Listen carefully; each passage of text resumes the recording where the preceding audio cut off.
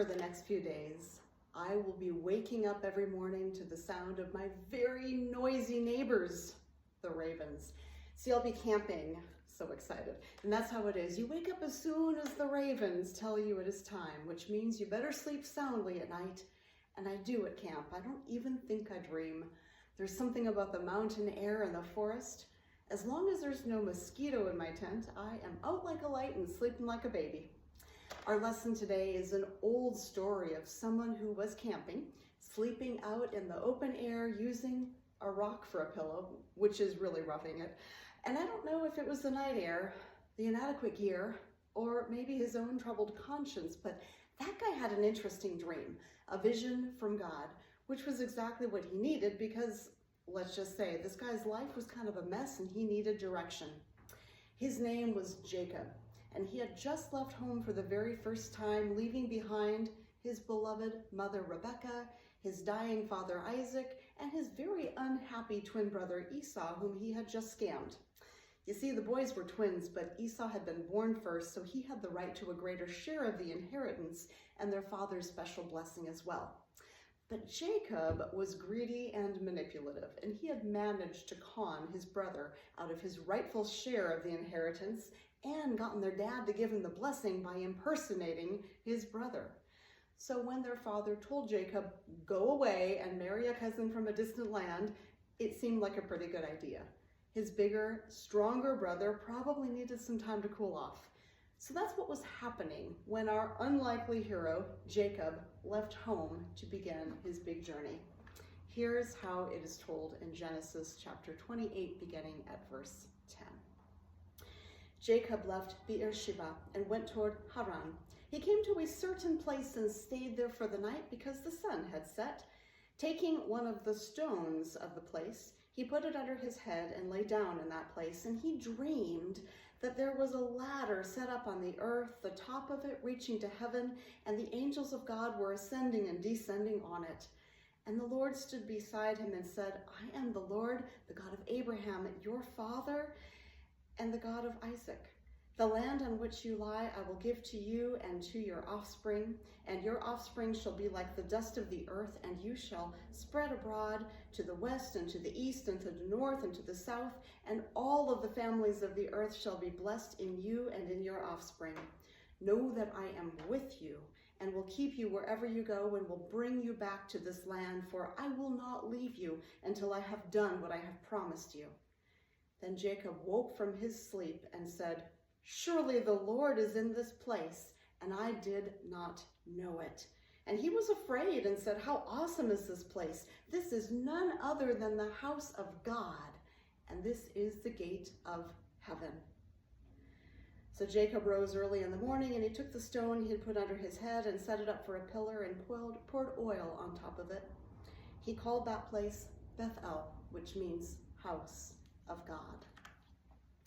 Why is it that God spoke to Jacob then and there? Was there something special about the place itself, like an energy force that broke the barrier between a man and his God and allowed them to connect?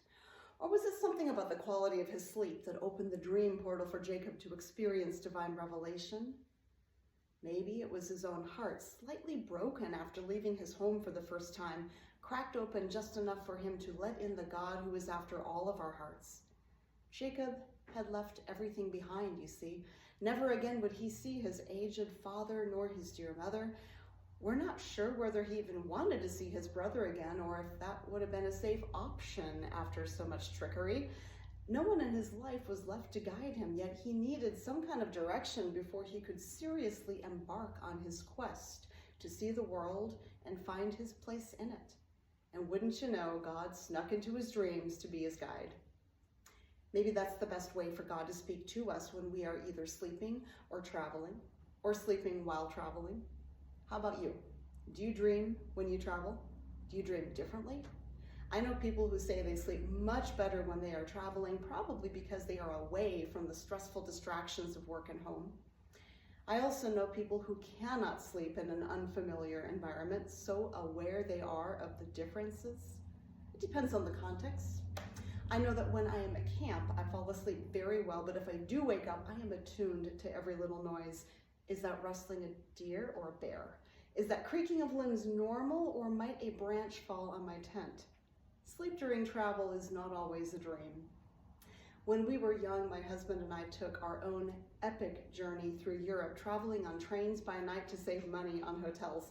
It worked just fine for me because I could sleep okay on a train seat, especially when he gave me his seat to extend my little nest. I could kind of curl up in the double seats and sleep well enough for a few hours.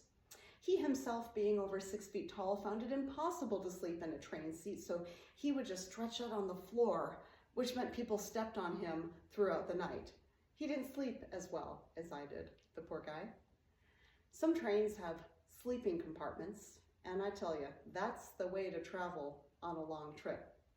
A couple of years later, I was on a very long journey going from Finland to Germany. I started on a train, spent the night on a ferry to Stockholm, hopped on another train to Copenhagen, then transferred to yet another train that would take me into Germany. And boarding that international train, I was exhausted, but delighted that I had a bunk in a sleeping compartment. I also had a roommate, just one. But the smell of him filled the entire compartment. I had never smelled such a strong human odor, and I was revolted. I tried to avoid looking at the man, but just one glance told me he was of Middle Eastern origin. I guessed that we didn't share a common language, but I confess I didn't try talking to him because I figured if he was a devout Muslim, which seemed likely, he would not want to talk to me. And if he wasn't a devout Muslim, I wasn't sure I wanted to invite conversation with him, and that was based on stereotype, I confess. I am not proud of that, but I had not always felt safe with some Middle Eastern men, and I preferred to keep my distance from this one, even if our bunks were, 3 feet apart. Sleep did not come to me that night. I found it impossible to relax alone in the compartment with a strange man. Also, as I mentioned, the smell. I pulled a loaf of very fragrant Finnish rye bread out of my backpack, and I held that bread to my face, hoping that the strong, sweet smell of the rye would mask the body odor. It did help some, but not enough. Also, the man was kind of noisy. Rather than settling down in his bunk to sleep, he kept moving around and rustling the bedding. I started to wonder if he was fashioning bed sheets into a noose to strangle me, or maybe a shroud to hide my body. Oh, I tell you, nightmares might have been better than my horrible waking thoughts. But then, just like in the ancient stories, I heard a voice in the dark. No, it wasn't God's voice. It was my roommate's voice. "Could you please help me?" he asked. I wondered if it was a trick to get me closer to him, and I gave him a cautious look. He was sitting up holding a pillow and a pillowcase, and I say holding, but not like you would picture. He was holding them awkwardly with hooks, which he had where his hands should have been. It was worse than any nightmare, but worse for him than for me. Can you imagine navigating the world with no hands? He had just spent over an hour trying to put a pillowcase on his pillow, for goodness sake, while the heathen woman 3 feet away ignored his plight and buried her face in a loaf of bread. Surely God was in this place, begging me to just look at that human being sharing the space with me and notice that he needed help. And I imagine he might have been praying to Allah, same God, different name, praying that I might see him and offer to help before he had to swallow his pride and ask. Maybe he wished an angel would appear to him on a staircase from heaven. Only all he got was me, a self-absorbed American girl on the opposite bunk, willfully ignoring his distress. He probably wished for a better angel, but wouldn't you know, I was the one who had booked that sleeper cabin, so the poor fellow was stuck with me. And that might have been just as horrifying to him as it was to me, for different reasons. Sharing that space with a woman was a major violation of Islamic law, for one thing, and punishment for violating the law, religious or otherwise, can be harsh in some countries, as this man's double amputation proved. Losing a hand is punishment for stealing. Losing 2 hands means you probably got caught more than once. So was he a hardened criminal or unspeakably desperate? I wondered what he had stolen. But did it matter? Here he was in need of help, more help than the world can ever give a man who has lost both of his hands. The pillowcase was the least of his concerns, and yet he clung to the dignity of sleeping with fresh linens on a borrowed train pillow, just like all of us want before we lay down our head to rest for our journey. So with my 2 capable hands, I easily tucked his pillow into its case and returned it without making physical contact, also taboo for a devout Muslim.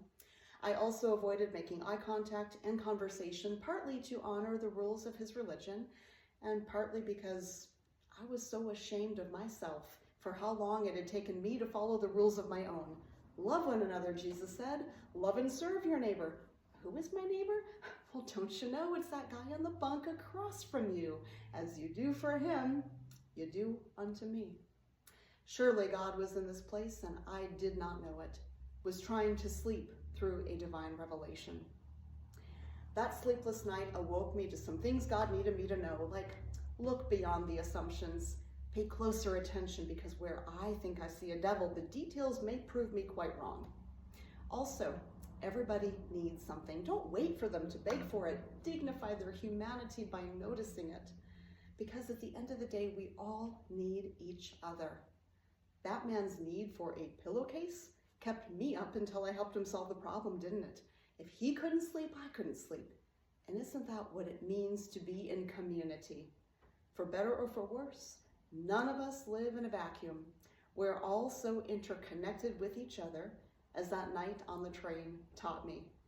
You want to sleep well and have sweet dreams? Tuck someone else in first.